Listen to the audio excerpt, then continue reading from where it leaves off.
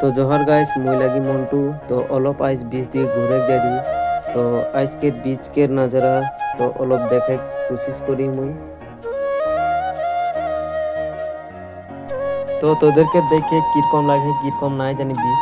तो मोके यहाँ आके बहुत मजा लगे है बीच में। फर्स्ट टाइम आई हूँ मुई।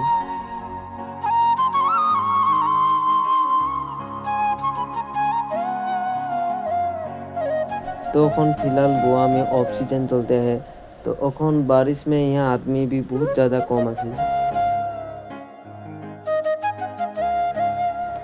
तो मुई যদি यहाँ में सीजन में থাকিম तो मुई तो आरो ভালো से দেখাবো, দেখার কোশিশ করব মুই।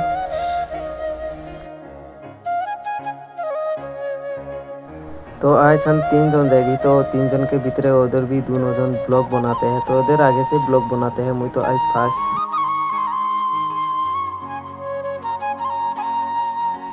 तो बीच से आई के स्विमिंग पूल में ढुक गई थोड़ा गा धो खातिर।